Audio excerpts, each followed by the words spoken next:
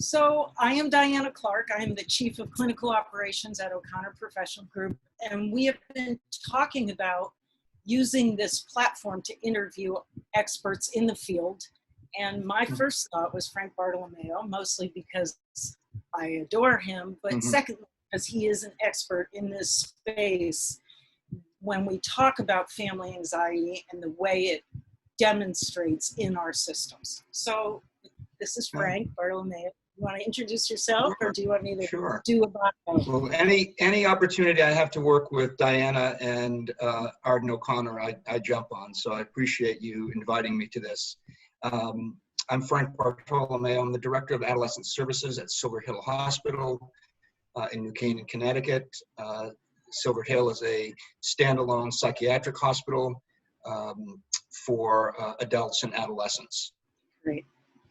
So we have a title that includes the word hot potato. Basically, how does anxiety get passed around a family like that proverbial hot potato?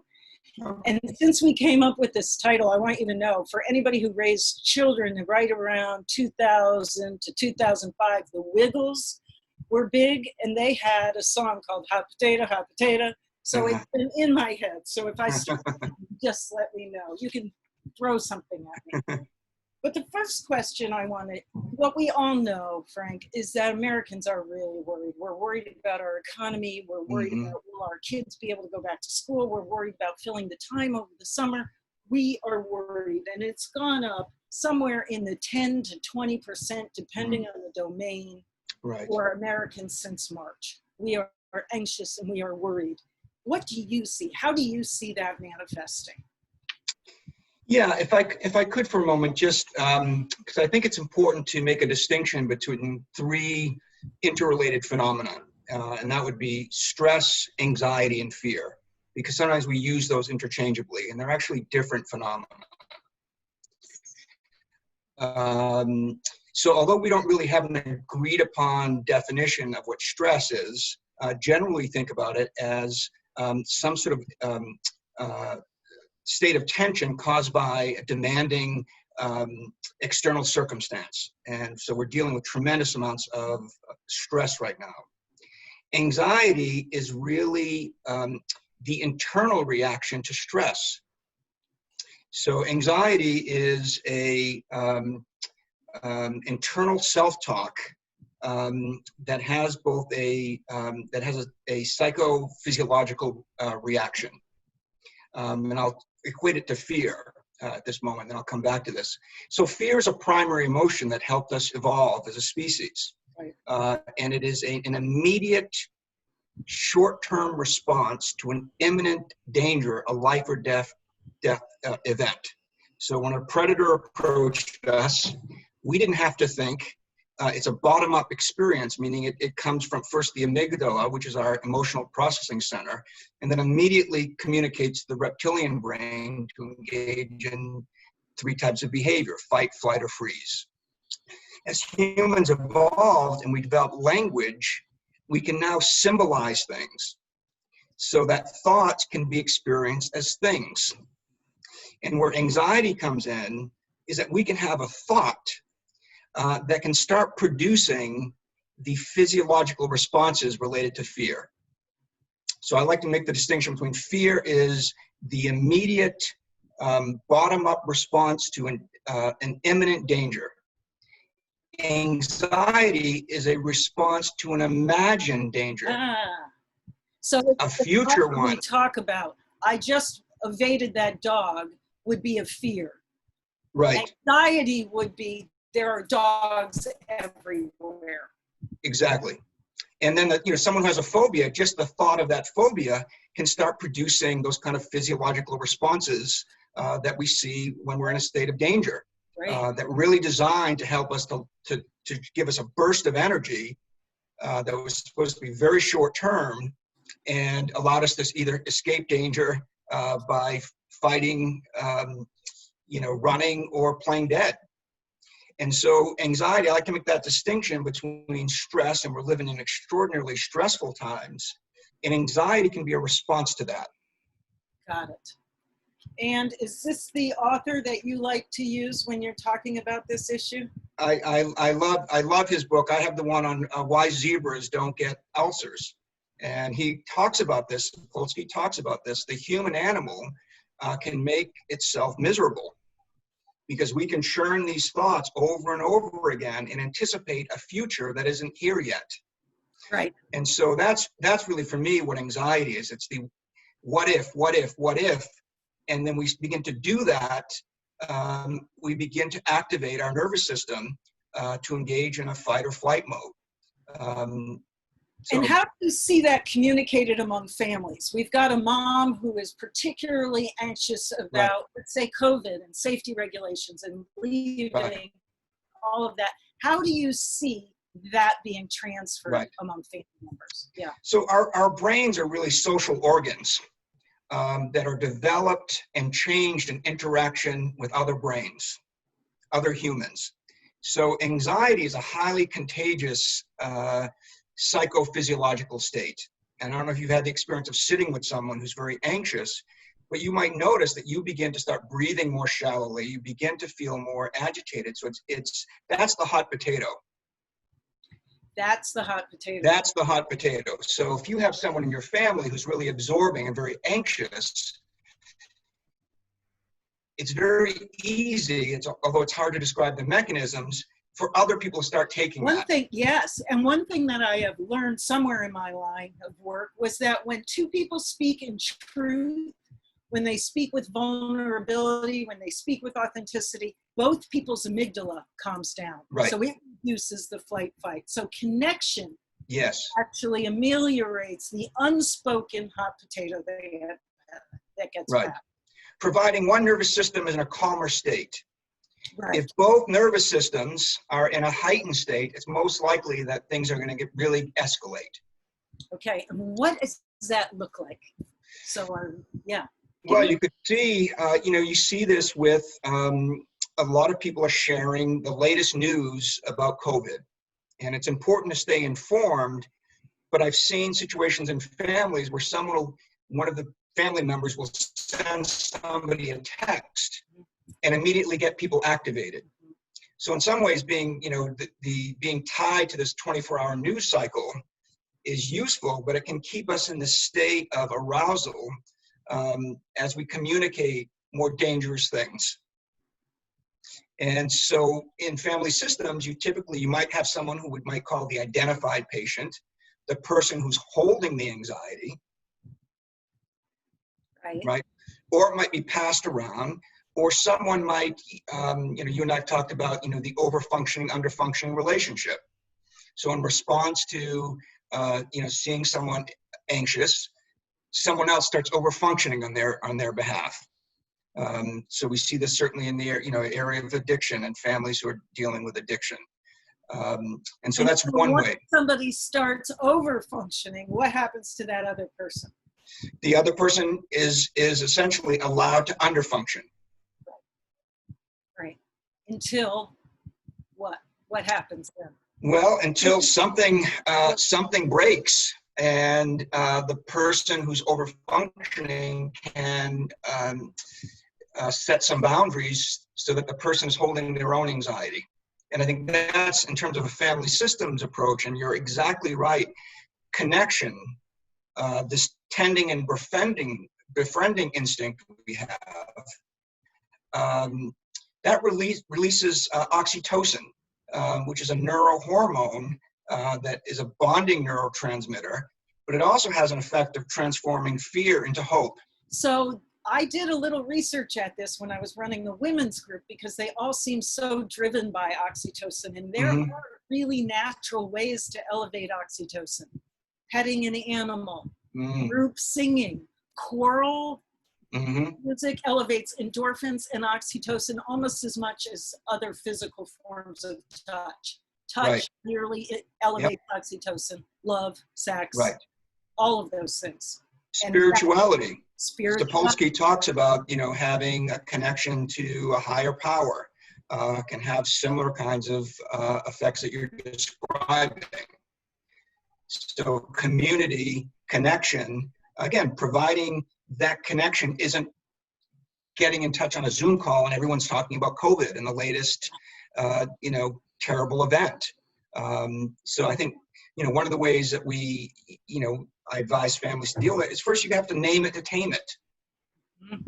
Right. So if one person is very anxious, it's very important to be able to kind of acknowledge that and name it. And in some cases, it's not forcefully or willfully trying to get it to go away will actually make it worse. And sometimes it's really that place of acceptance. If I'm feeling anxious right now, I can monitor some of my thoughts that are like adding fuel to the fire. So we know catastrophic thinking. All or nothing. All or nothing. It'll always be this way. It'll never get better. Those things are all that's like adding fuel to the fire, or negative predictions, because it's very hard to cope with a future that isn't here yet. Yeah. And particularly right now. Particularly. Right now. Yeah. We don't even have guideposts to say what it will look like in a lot of areas. Yeah. Right. Yeah. And as humans, we like predictability and some degree of certainty. And we're living in probably one of the, a very uncertain time. Yes. And, our brains start looking for something to hold on to. And right. It's hard to learn to tolerate uncertainty without grasping for ideas, thoughts, things that'll make us feel, kind of more grounded. Right. So one of the questions I have, I tend to work more with families than with IPs. Mm-hmm. And I was doing some research about anxiety and the way it gets transmitted through families. And much of the research seems to suggest that if we deal in a parent-child situation with an anxious child, mm-hmm. we have greater success working with dismantling the system from the parent mm-hmm. down, from the kiddo up. Right. Is that? Yeah, so that's that's kind of the current trend right now, and not to be blaming the parents, but when I've treated a lot of kids and adolescents with anxiety, you can often see that connection between a very anxious parent and that child who's absorbing the anxiety of that parent. So that could be around schooling, college selection process, where parents are containing a lot of anxiety and holding a lot of anxiety, and that starts getting transmitted. So you're probably alluding to a study that was done recently at Yale, where they had a controlled group for children with anxiety, and one group, the children didn't get any treatment, but the parents did. And because what tends to happen is when we see someone, you talk about this all the time, when we see someone that we love in distress, we want to go in and rescue them. Absolutely. Right. And we are built. I was reading some other neurological information that when I see my friend Frank struggling, because I care about Frank, I feel pain mm-hmm. in the same way I would feel pain if I had a physical issue. It hits the same pain centers. Right. So my urge to alleviate my pain mm-hmm. might come around in focusing on trying to alleviate yours instead. Right. And so one of the ways that, that parents, we might want to, we develop this cycle of accommodation. So let's say a child is fearful of, going to school. You want to relieve your child that immediate pain. So you accommodate by saying, you don't have to go to school today. And so avoidance becomes a primary way of not dealing with a stressful event. Right. So we and see that's that when we have to access the cortex, not the midbrain. Right. My son came home for days at the first grade and said, I want to be homeschooled. I live in Vermont. People homeschool people. Right. He said, I want to be homeschooled. And I was like, not me. And finally, I looked at him and I just said, after days of this, honey, if you are committed to being homeschooled, I am committed to finding you a family that will homeschool you. But and he never, it never came up again. Right. Sometimes just addressing it and not accommodating it. Right. And you communicated to your son, though he was very little, that you believed that he had the ability to deal with this. Yes. And that he was resilient enough. And so sometimes when we do this accommodation process, where we communicate that we don't really have confidence that our child or adolescent can actually cope with something. Yes. And that's one of the ways that we, I have this idea that, we have an immune system. We also have a psychological immune system. And when, as parents, we try to prevent our child from experiencing something, we're undermining that psychological immune system. And what we're seeing with the pandemic is that we already had an epidemic of adolescent and young adult anxiety. It was already pre-existing that nearly 1 in 3 13 to 18-year-old met the criteria for an anxiety disorder. Yeah. And so in your opinion, was that in part, not blaming parents, but our culture's treatment of pain and struggle as in and of itself dysfunctional, as opposed to just part of life that we need to address? Yeah, I think there was a big shift in parenting styles where, we moved in more and more to protect our children from dealing with stressors. Yes. And, in the extreme cases, we talk about the helicopter parent or the bulldozer parent who's literally trying to move any obstacle out of that child's way. They don't develop that reservoir of confidence that I can cope with something difficult. Yes. And I think one of the ways that, adults, can help our children deal with this pandemic is that most of us have had to go through difficult things, of circumstances that we didn't want, that were painful. And Pain is our friend. That's what I tell every family. Pain tells us when to go to the doctor. It tells us when to go to the dentist. It tells us when to change behavior. Pain is our friend. Right. Yeah, so we have this reservoir of experience that say, I know we'll get through this. I'm not quite sure what's going to happen, what our world is going to look like, but I have confidence in myself and other human beings that we're going to get through this in important ways.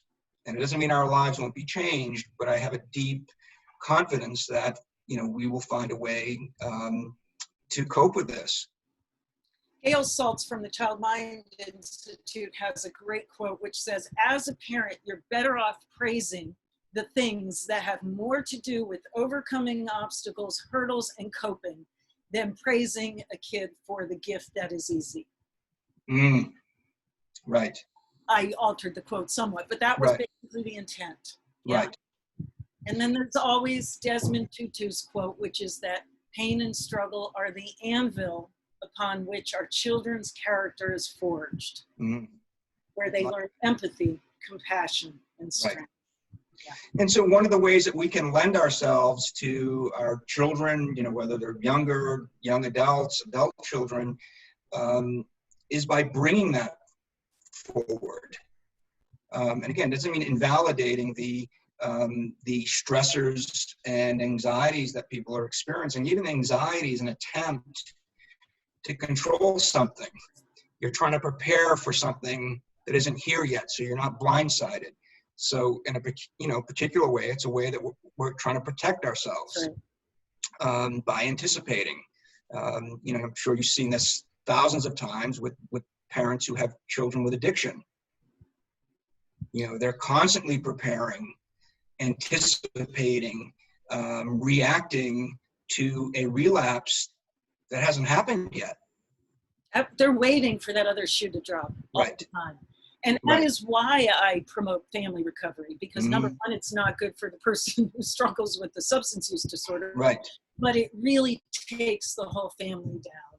Right. And it doesn't need to. Right. Really. Yeah, and that gets into, the idea of, being clear about what you can control and what you can't control. Yeah. Right now we can control wearing masks. We can control hand washing, social distancing. There are other things that we cannot control. And we can minimize risk, but we can't eliminate it completely. That's right. And that's one of those all or nothing, thought errors or, cognitions that all or nothing. Either I have to be totally safe or I'm not safe at all. Right. Right. Whereas it's on a continuum. Right. Yeah. And the reality is COVID may be with us for a long time. That's right. And we're going to have to use coping strategies. I know one that one of my doctors told me when I was experiencing some anxiety. She said, rub your hands together. And I was like, rub my hands together? She said, yeah. You know, when you're in flight, fight, freeze, your body pulls all the blood into the torso and you're not going to get cold. If you rub your palms together and get the blood flowing down there, it sends a message to the brain that everything is calm. We can trick the brain in the same way the brain tricks us. I mean, that's a common distraction technique in DBT. Yeah. You know, holding frozen oranges. And what that tends to do is it takes those thoughts, those ruminating, cycling thoughts, and it's hard to do that while your hands are cold. Right. And so it brings the attention back to the body. And that's why, you know, things like exercise, meditation, that's tending to our nervous system. And they're proven techniques to activate the parasympathetic nervous system, which kind of brings us back down. Down. Yeah, that's great. So I want to know, Sydney, do we have any questions out there before? Because we're down to 7 minutes, Frank, and I want to make sure if people have a burning question. No questions right now, so feel free to keep going. Okay, all right. One thing, let's go back to oxytocin for just a minute, because I do think in families that understudied, underdiscussed neurotransmitter, neurochemical, neurohormone, whatever we want to call it, is really critical for us to remain healthy within our safety bubbles. While we can't necessarily be out and about hugging other people, that has passed for right now. I wonder, do you think it's really important that we remember to touch each other in this period of time? That even just scratching the back or something like that can elevate oxytocin and reduce that stress hormone of cortisol? Absolutely, and there have been studies. I think Sue Johnson, who developed emotionally focused couples therapy, did some research where someone was having an MRI, and just the ability to hold their partner's hand through that decreased some of the perception of pain and the experience of pain. So I think holding hands, touching, those are ways that we communicate. So we do this with other mammals, horses and dogs, that we start regulating each other. And one of the drawbacks of if someone's very isolated, and we see this, in the field of addiction too, if you can't turn to another human at your time of need, you might turn to something else. Or we work with an addiction, we have to train people again in a time of distress to turn towards others. That's what the function of 12-step groups and other kinds of mutual aid groups. You're essentially teaching people, can you trust enough to turn towards another human in your need versus something else. And so that's the risk of isolation. I love that image of turning towards humans and away from substance or away from dysfunction. Right. You don't turn away from dysfunction without, in some ways, turning towards humans. Would you say that? Right. Some form or another. Exactly. Yeah. Interesting. I like it. And I think, right now, I've started, personally, I've started, some friends in college, we've been Zooming together, and it's been we wouldn't have done it otherwise. But I think, part of when you start seeing a lot of mortality, it puts you in touch with, the preciousness of time. And the people you love. And people you love. And suddenly, guys that I've known for, 30, 35 years, we're Zooming regularly. And we have one agreement that we're not going to talk about COVID. I like it. There's plenty to talk about COVID. Right. Unless someone in their family is dealing with something, our agreement is we're not talking about it. Good. So Sydney, I notice a question. Is that Yeah. one? Yes. There's one question. It says, can you suggest strategies for how young adults can start the conversation with a very anxious parent who doesn't acknowledge their anxiety, a young adult who learns that their anxiety is largely impacted by their stressed parent? Mm-hmm. Well, if you have one parent, it takes two to tell the truth, Thoreau said. One to say it and the other to hear it. And if you have a parent who is going to disown their anxiety, it's no wonder that you're holding it. And that's another thing that happens in family systems. If someone is disowning their experience or can't tolerate it, someone else is going to pick it up.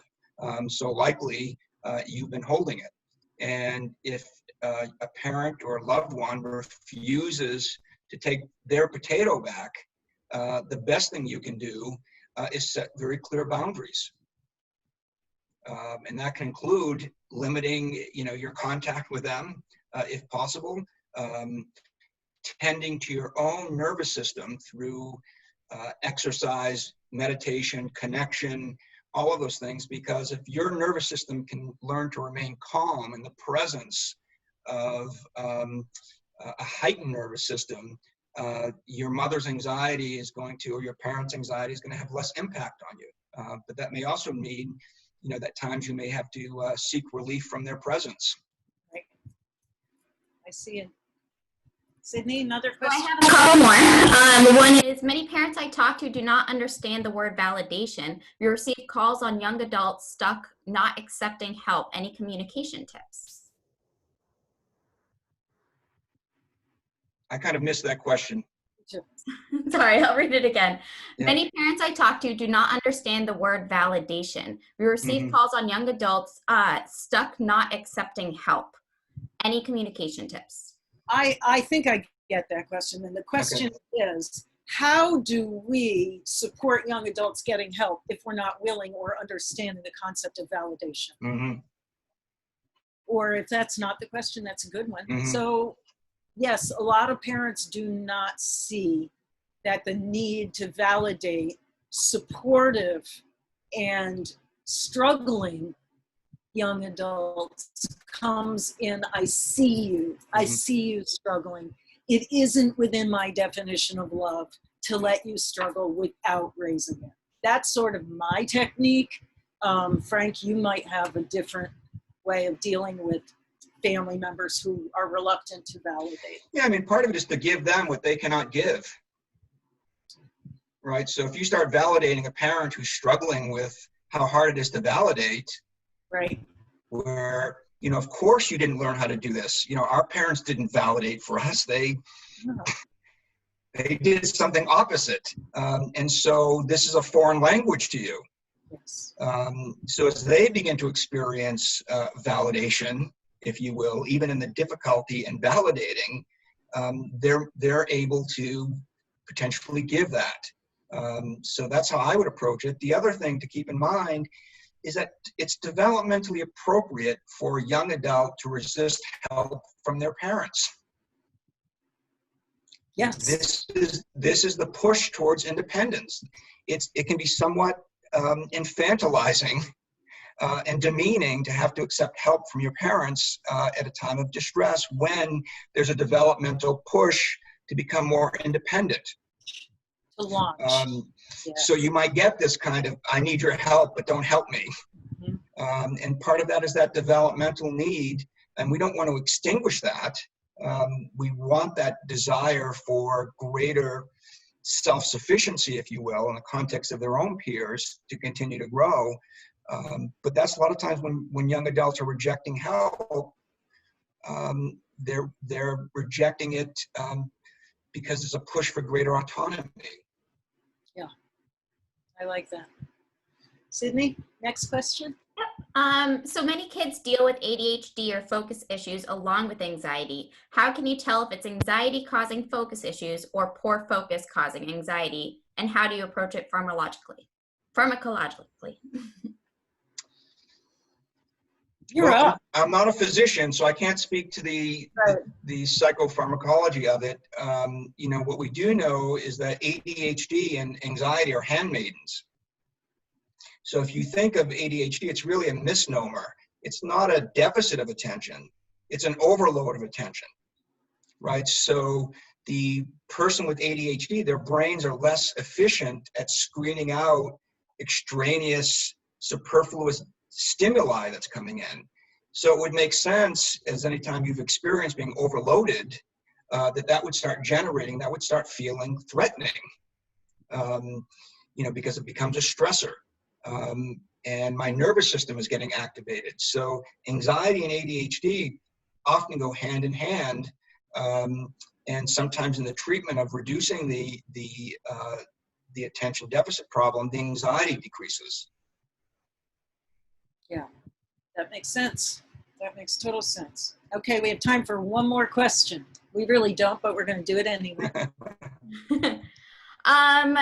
So Frank, can you elaborate on the psychological immune system mentioned for adolescents and how we can strengthen this in young adults?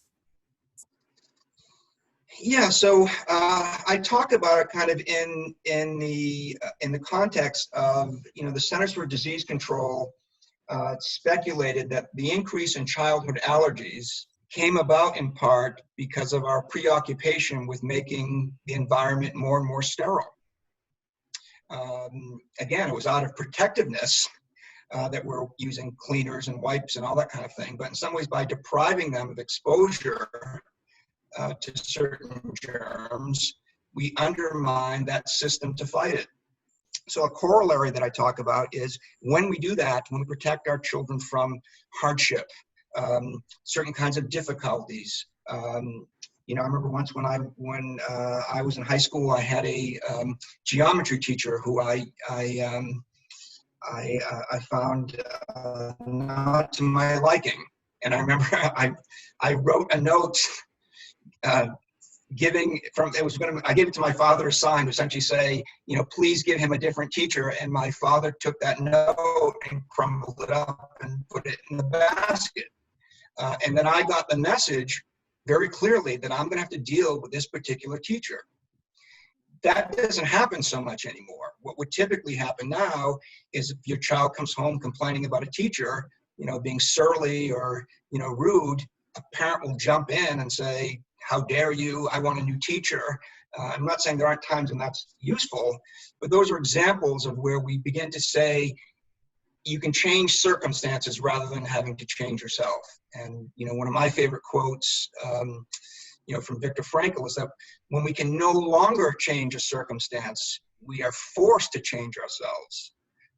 So sometimes by constantly focusing on, well, I'll change the outside of me, rather than me having to learn to adapt, right? And Diana, you see this? I mean, this is in some ways how it plays into addiction, right? I have to use something outside of me to change the way I feel, the way I experience things. And learning to deal with life on life's terms is one of the core aspects of addiction treatment. And actually, most mental health programs, we have to deal with reality, the face of reality. Right. And that is, as Scott Peck would say in Road Less Traveled, sentence 1, life is difficult. Right. We all have to acknowledge that. Right. You have another expression related to happiness, but I won't utter it here. No, don't utter it. All right.